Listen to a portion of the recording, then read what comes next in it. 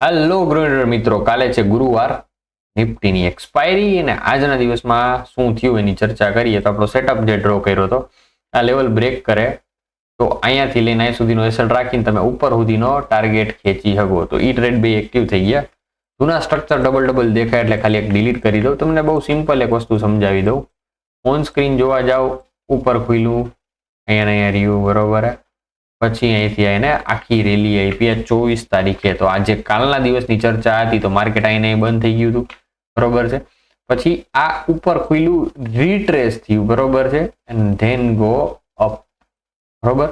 આખી 23 તારીખનો વહીવટ આ હતો, મતલબ કે ખુલ્લું નીચે રીટ્રેસ અને પાછું અપ બરોબર. આ ચોખ્ખે ચોખ્ખું શું હતું તો કે 15 મિનિટનો જે સેટઅપ છે એનું રીટ્રેસમેન્ટ હતું. ક્લિયર. તો આપણી જે કન્ડિશન કીધી મુજબ માર્કેટ આવેલું કે આ રેન્જની બહાર અહીંયા ઉપર જાય, રીટ્રેસ થાય, બ્રેકઆઉટ કરીને ઉપર આપે તો બરોબર. હવે તમને લોકોને એક વસ્તુ જો દેખાવા માંડી હોય તો સારી વાત છે, મને દેખાઈએ એની ચર્ચા કરું. બટ આની પછી આપણે ફટ કરતો ડિસ્કસ કરશું ઓઆઈ ડેટા. શું અહીંયા તમને દેખાય કે ભાઈ અહીંયાથી માર્કેટ શું પહેલા તો આ જૂની ચર્ચા ઉપર પહેલા કન્ટિન્યુ આ સાઈડ બેઝ ઉપર breakout retrace and then go up, મતલબ કે રીટ્રેસમેન્ટ થઈને તેજી થાય છે. બટ અહીંયા નોટિસ કરજો 1 hour ટાઈમ ફ્રેમમાં inverted head and shoulder pattern બની છે. તો અહીંયા થર્ડ શોલ્ડર બાકી છે બનવાનું. તો પોસિબલ છે કાલના દિવસમાં ઉપર ખેંચે તો ઉપર જતું રહેશે. ધ્યાન રાખજો. અહીંયા એક બહુ નાની એવી વસ્તુ, જો કે ઓઆઈ ડેટા સપોર્ટ કરશે તો આપણે એની ઉપર ચર્ચા પછી કરશી. બટ અત્યારે લર્નિંગ પોઈન્ટ છે તો ચર્ચા કરવી જરૂરી છે.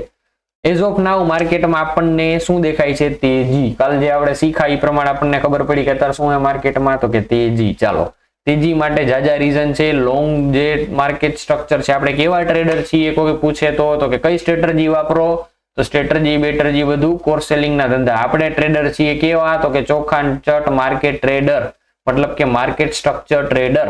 માર્કેટ સ્ટ્રક્ચર જે બને એ ટાઈપના આપણે ટ્રેડર છીએ. ત્યાં નીચેથી ઉપર થયું, રીટ્રેસ થયું, 50% રીટ્રેસમેન્ટ થાય અને ઉપર તો એક ટ્રેન્ડ આપણે પકડીએ બોટમ થી લઈને ટોપ નો, તો એનું ફિબોનાચી 50% ઓલમોસ્ટ અહીંયા રીટ્રેસ થઈ અને હવે પાછું અપ બાજુ જાય છે બરોબર છે.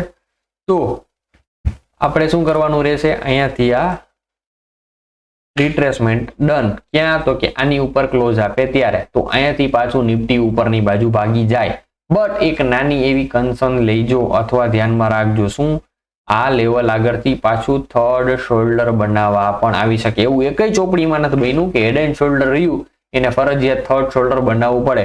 But normally head and shoulder એને જ કહે જો થર્ડ શોલ્ડર બને તો. બાકી આ શું હતું? લોવર લો, આ લોવર અગેન લો બરોબર.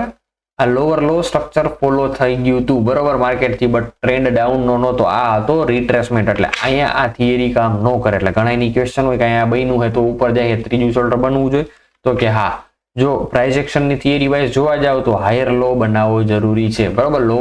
લોવર લો અને હાયર લો બને તો માર્કેટનું સ્ટ્રક્ચર કન્ટિન્યુ. બટ તમે આને ડબલ બોટમ તરીકે ટ્રીટ કરી શકો છો, એમાં પણ કઈ ઇસ્યુ નથી. ધ્યાનમાં ખાલી રાખવાનું હું 25,000 એકવાર 200 પોઈન્ટ નીચે જાય તો અહીંયાથી મસ્તનો સુપર કેચ મળશે ઉપરની બાજુ કરવાનો. જો આ થાય તો આપણે ડેટા વાઇઝ જોઈએ. જો કાલના દિવસમાં કોઈને યાદ હોય તો મેં કીધું હતું ગુરુવારના દિવસે આપણને જોવા મળશે સારો એવો મૂવ તેજી સાઈડ નો બરોબર છે અથવા મંદી સાઈડ નો, બટ એક સારો એવો મૂવ જોવા મળશે. ઇન્ડિયા વિક્સ ઉપર ગોર કરજો. 10 નું ઇન્ડિયા વિક્સ અત્યારે છે, ઓલમોસ્ટ 10 પોઈન્ટ જ ઇન્ડિયા વિક્સ છે. તો અહીંયા તમને લોકોને ચોખ્ખું દેખાશે કે અત્યારે HDFC બેંક રહ્યો એ પ્લસમાં છે, સ્ટોક્સ બધા પ્લસમાં છે. ખાસ કરીને જોવા જાવ તો અત્યારે આપણું નિફ્ટી આપણને ઓલમોસ્ટ 70 થી 80 પોઈન્ટ ગેપ અપ ખુલતું દેખાય છે. હવે આપણે પેલા બહુ બોલીએ ચાર્ટ ઉપર, એની કરતા ઓઆઈ ડેટાની મદદ લઈ. ઓપન ઇન્ટરેસ્ટ અત્યારે નિફ્ટીમાં કેવડું છે ભાઈ? તો કે કરંટનું આખા વીકલી એક્સપાયરીનું આ વીકનું તો શું કહે છે? તો ડ્રાસ્ટિકલી ચેન્જ. મેં તમને કીધું હતું કે ડ્રાસ્ટિકલી ચેન્જ તમને જોવા મળી જશે. કાલના દિવસમાં જ બોલ્યો હતો. તો કેવો ચેન્જ આવ્યો તમે જોવા જાવ. 90 લાખ પોઝિશન કોલ શોર્ટની ઘટી ગઈ ફટ કરતી 25,100 છે બરોબર. ને પુટ સાઈડ સપોર્ટની પોઝિશન વધી ઓલમોસ્ટ 30 લાખ, 22 લાખ કોલની ઘટી ગઈ 25,000 ના સપોર્ટ. એના કરતા ક્રુશિયલ સપોર્ટ બની ગયો 25,100 નો, કારણ કે અહીંયા પુટ સેલિંગની પોઝિશન બની છે ઓલમોસ્ટ 1 કરોડ ને 23 લાખ ને સામેની બાજુ કોલ શોર્ટની 36 લાખ પોઝિશન જ ઊભી છે ઓપન ઇન્ટરેસ્ટ આજના દિવસનું. અને સામેની બાજુ જોવા જાવ તો 200 એ શું છે ભાઈ? પોઝિશન ઘટી 30 લાખ ઘટી ગઈ અને પુટની 1 કરોડ ને 18 લાખ છે. એટલે 30 લાખ કોલ શોર્ટની ઘટી 95 લાખ છે. એટલે ઘટે કેટલા તો કે 18 ને 5 આ એટલે તમે ગણીને હાલો 23 લાખ પોઝિશન કોલ શોર્ટ ની છે 200 એ તો મેજર નથી, ફટ કરતી ક્લિયર થઈ શકે. આગળ રેઝિસ્ટન્સ લેવલ ડાયરેક્ટલી આવે એક જ જગ્યાએ, બરોબર છે, જે છે 25,500. એક્સપાયરીમાં તમે 25,500 સુધીનો ટાર્ગેટ રાખી શકો તો આપણે જરાક ચેક કરી લઈએ 25,500 નો ટાર્ગેટ બને છે માર્કેટની આપણી જે પ્રાઇસ એક્શન થિયરી એના બેઝ ઉપર. તો ચેક કરો. પ્રશાંતભાઈ કાલનો ટાર્ગેટ શું આપ્યો મિત્રો? 25,500 ઓલરેડી ટાર્ગેટ આપેલો છે.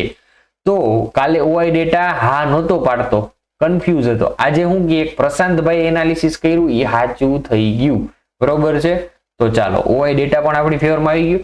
હવે તમે લોકોને હંમેશા મેં એક વસ્તુ કીધી છે, જો રમતની વસ્તુ ઘડીક સાઈડમાં મેકો, કઈ હોશિયારીની પણ વાત નથી, સિમ્પલ વસ્તુ. ડેટા રીડિંગ એ બહુ ઇમ્પોર્ટન્ટ વસ્તુ છે, બટ મારું કહેવાનું છે કે તમે ચાર્ટ રીડિંગ પ્રોપર શીખો. તમારા કેલ્ક્યુલેશન મુજબ ડેટા ચેન્જ થવો જોઈએ. તમારું ગણિત છે જે ચાર્ટ રહ્યું એનું કામ જ એ કે નેક્સ્ટ પ્રોબેબિલિટી શું છે તમને કહેવાનું. આપણે એટલા હોશિયાર નથી હોતા ઘણી વાર કે એને સમજી શકીએ. જે મારા કેસમાં હું કેટલો હોશિયાર થયો, હું પ્રાઇસ એક્શન ને પ્રોપર અન્ડરસ્ટેન્ડિંગ કરતો થઈ ગયો કે કન્સોલિડેશન નો ફેઝ આવે એનાથી બ્રેકઆઉટ થાય, બ્રેકઆઉટ પછી રીટ્રેસ થાય, રીટ્રેસ થયા પછી જ ઉપર જાય. તો જ્યારે આ સિચ્યુએશન એ માર્કેટ હતું ત્યારે મેં કીધું હતું કે આ ઓકાદ બાર ખોટું જાય અને નીચે જક મરાઈને 25,000 આવા અડવા આવવું જોઈએ. અડી ગયું, હું પડ્યો સાચો. હવે અહીંયાથી રીટ્રેસ થઈને માર્કેટ પાછું ઉપર જવું જોઈએ, બરોબર છે, પ્રાઇસ એક્શન થિયરી વાઇઝ. તો થિયરી વાઇઝ ઉપર જાય છે માર્કેટ, હા તો કાલ ડેટા ના પાડતો, આજ ડેટા પોતે શું કે હા. હવે એના બેઝ ઉપર કાલ આ જે થિયરી મેં જે કીધી ને તમને એના બેઝ ઉપર જ મેં કીધું હતું કે ઓઆઈ માં ડ્રાસ્ટિકલી ચેન્જ તમને જોવા મળશે. આજનું ઓઆઈ જો ઓઆઈ ચેન્જ આજના દિવસનું જ ખાલી શું ડ્રાસ્ટિકલી ચેન્જ થયા. કોલ શોર્ટની પોઝિશન 150 હતી, એમાંથી 47 લાખ પોઝિશન ઘટી.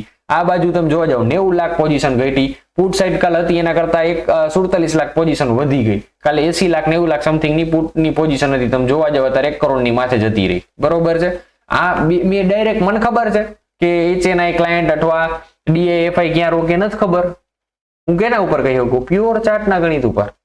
છતાંય મારી ચેનલ બંધ થઈ જાય, શું કરી શકું. ચાલો તો પીસીઆર ની પણ ચર્ચા કરી લઈ. 1.1 નો પીસીઆર છે અત્યારે. કાલ પીસીઆર ઉપર પણ મેં વાત કરી હતી. પીસીઆર શું હોય કે ડે બાય ડે વધતો જાય તો તેજી થાય, ડે બાય ડે ઘટતો જાય તો મંદી થાય. અત્યારે શું થયું તો કે ડે બાય ડે પીસીઆર વધ્યો છે. કાલના દિવસમાં શું હતો? ત્યારે પીસીઆર 1 જ દેખાડે. ઓકે, આરઓઆર ચેન્જ અહીં નીચેની બાજુ તમને જોવા મળી જાય. 0.9 હતો 21 તારીખે, 22 તારીખે 0.7 હતો, 23 તારીખે આજના દિવસમાં ઈ પીસીઆર 1.11 છે એટલે 1.1 દેખાડે. તો પીસીઆર ઓલસો સેટ તેજી, મતલબ કાલના દિવસમાં જો મોર્નિંગમાં સારી એવી તેજી જોવા મળી ગઈ તો બપોર પછી શાંતિ રાખવી જોશે. 500 થી ઉપર જાય તો માર્કેટ ઉપર ઘડીક ભરોસો ન કરતા, ઘડીક પૂરતો 500 ઉપર કાલના દિવસમાં જતું રહીએ તો. અથવા જો આ ડ્રાસ્ટિકલી ચેન્જ આવ્યો હોય એટલે પેલા એસએલ હન્ટિંગ થશે ભાઈ, એક ધ્યાનમાં રાખજો. ટોટલ પુટ સાઈડ 8 કરોડ ને 70 લાખ પોઝિશન છે, જો અહીંયાથી વાંચીને બોલું છું. અને નીચેની બાજુ કોલ શોર્ટની પોઝિશન 7 લાખ ને 7 કરોડ ને 90 લાખ છે.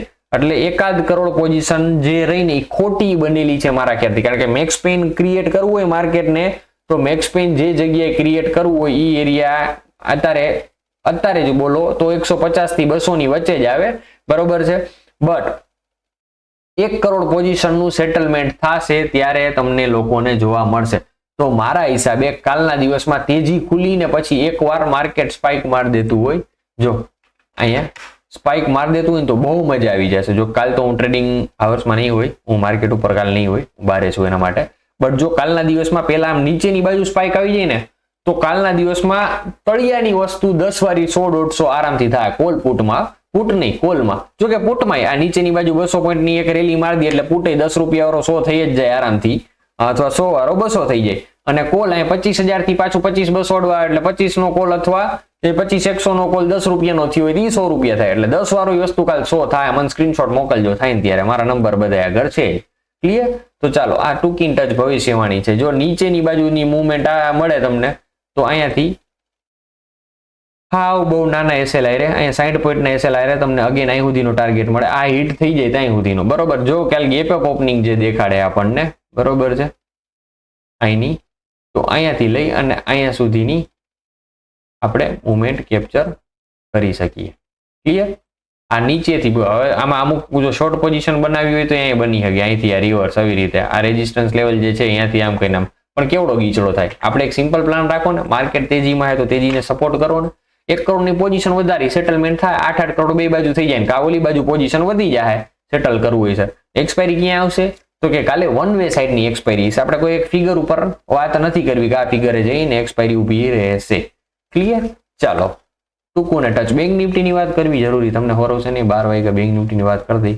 બેંક નિફ્ટી ભાઈ આપણા એક લેવલ આગળ જ છે. કાલ તમને લોકોને શું કીધું હતું કે અહીંથી આ હે ને અપ જતું દેખાય, પણ આ બ્રેક થાય ને તો તેજીની વાત કરવાની, બરોબર. બાકી અહીંથી આ અપ ખેંચશે, જો અહીંયાથી આ નીચે આવશે તો અહીંયાથી વધારે તાકાતથી ઉપર ખેંચશે. પણ અત્યારે શું છે, આ એક લેવલે ઊભું છે 57,300 તૂટે તો ઉપરની બાજુ ખેંચી લેજો. હા, હાઈરવેલ ગોલ્ડની વાત કરી દે આપણે કાલ કરી હતી. તો ગોલ્ડમાં શું થયું ભાઈ, તો કે ગોલ્ડમાં આપણો આજે એસએલ હિટ થઈ ગયો છે, બરોબર છે. હવે ગોલ્ડ સ્પોર્ટ્સ રહ્યું ને, મતલબ કે આપણું મેઇન, જો એમાં એસએલ હિટ નહીં થયું, જો આ ડિફરન્સ રહ્યો ને આજ મારે કેપ્ચર કરવાનો છે કે પ્રોપર એસએલ મારે બેમાં. હવે ઘણી વાર થાય એવું કે હું વાયસા વર્ષા ટ્રેડ ખેંચી શકું ને, વાયસા વર્ષા એટલે વર્ષા ભાભીની વાત નથી થતી, પણ કઈ રીતે થાય તો કે ભાઈ આ રહ્યું આ મારી અગેન્સ્ટમાં લે તો ઇન્ડિયન ગોલ્ડ રહ્યું એ હું સેલ કરી નાખું. હવે આનો એસએલ હિટ થાય ત્યાં હું ઓલાનો પ્રોફિટ બુક કરી લઉં અને આ રહ્યું આ લોંગ રહેવા દો. એટલે ફોરેક્સમાં હું જે ટ્રેડ કરતો થાવ ત્યારે બેમાં કરી શકું, હું ઇન્ડિયામાં કરી શકું. આમાં મારે એસએલ આવે તો મને આનો એસએલ રહ્યો એટલે મને તો ખબર હશે, મેં તમે જો થોડુંક સમજવામાં અઘરું પડતું હશે, પણ જો આમાં હરવે અહીંયા પહોંચ્યું તો અહીંયા આનો મેં એસએલ સેટ કરેલો તો મને ઇન્ડિયન માર્કેટમાં ખબર પડી ગઈ ને અહીંયા રહ્યું તો મારો એસએલ હકીકતમાં શું હોય, અહીંથી લઈને અહીંયા સુધીનો 400 પોઈન્ટનો મેં એસએલ લીધો હોય. આપણા ગુજરાતીમાં સમજાવું, આપણા આના બેઝ ઉપરથી તો 400 એસએલ લીધો. ઇન્ડિયાનું ગોલ્ડ હું અહીંથી શોર્ટ કરી દઉં, આ મારો એસએલ હિટ થાય ત્યારે અહીં ટાર્ગેટ બુક કરી દઉં, ત્યાં 600 પોઈન્ટનો મને પ્રોફિટ બુક થઈ ગયો હોય. તો આ જે એસએલ રહ્યો ને મારે આ ખાવો ન પડે. એટલે તમે સમજ્યા, હું ઇન્ડિયન ગોલ્ડ અને ફોરેક્સ ગોલ્ડ હેજ કરવાની વાત કરું, બરોબર છે. આની નુકસાની વાંક આપવાની વાત કરું છું. આવું ઘણા કરતા હશે, બરોબર. હું ઈ ટ્રેડર સુધી પહોંચ્યો નથી, લોકોની બુક્સ રીડ નથી કરી, લોકોને આઈડિયા નથી જોયા, મારી બુદ્ધિ પ્રમાણે મેં એક ગણિત તમને લોકોને કીધું, બરોબર. સિલ્વર તમે જોવા જાવ, સિલ્વર ન્યુટ્રલ, બરોબર છે. આપણું ગોલ્ડ રહ્યું એમાં આપણો એસએલ હિટ નથી થયો. 1 hour ટાઈમ ફ્રેમમાં અથવા 1 ડેમાં જે કાલ વાત કરી હતી તો 1 ડેમાં વાત કરું તો શું થયું ભાઈ, અત્યારે હકીકતમાં તમે જોવા જાવ ને તો આ જે બ્રેકઆઉટ લેવલ હતું એને રીટ્રેસ કરે એટલે જ એનો લો નથી તોડ્યો. રીટ્રેસ કરી અને અહીંથી આ પાછું ઉપર ભાગશે અને આ રહ્યું આમાં મારો એસએલ હિટ કર્યો હું તો કે સ્પાઇક આવે. હવે મારે આ વસ્તુથી જ અવેર થવાની કયા ટાઈમે શું થાય છે. આ જે ફોરેક્સ ડેટા ફેક્ટરી એના ડેટા મારે ચેક કરતા રહેવા પડે. આ બધી વસ્તુ કોરિલેટ હોય તો 1 by 1 એટલે હું શીખવું. ફોરેનનું ઇન્ડિયાનું છે એમાં મારું ગણિત છે એટલે તેમાં એસએલ હિટ નથી થયો, બરોબર છે. સિલ્વરમાં તમે લોકો જૂના આપણા કેલ્ક્યુલેશન જોયેલા જ છે. આનું કેલ્ક્યુલેશન પ્રોપર મારે જોવાનું હોય કે આનું કટ ટુ કટ નો રાખવું પડે પ્રશાંતભાઈ, તમારે થોડુંક નીચે લઈ આવવું પડે જેનું પ્રીવિયસ છે અહીંયા. તો આમાં મારો એસએલ મોટો થાય રિસ્ક રિવોર્ડ મારે કેમ સેટ કરવો, સમજાણું. આ બધી વસ્તુ મારે શીખવાની છે. એટલે હવે કાલનું એનાલિસિસ શું હતું કે અહીંથી રીટ્રેસ થઈને ઉપર જાય અને આપણા આ ગોલ્ડમાં એસએલ હિટ નથી થયો, મતલબ કે આપણું આ બ્રેકઆઉટ જે ફિક્સ કર્યું એ સાચું છે કે નહીં. એટલે જે લોકોને પ્રાઇસ એક્શન નથી આવડતા એ મારી ભેગા લર્ન કરતા જાજો. પ્રાઇસ એક્શન દુનિયા આખામાં ખરખું જ રહે. એટલે આ બધી વસ્તુના એનાલિસિસ કરતો હોય ને ત્યારે 1 by 1 પોઈન્ટ જોવો અને એવું હોય તો એક બુકમાં લખતા જાવ કે આ ભાઈ આ કીધું ના થયું તું. ક્લિયર? ચલો મળીએ નેક્સ્ટ વિડીયોમાં. જય હિન્દ, જય ભારત.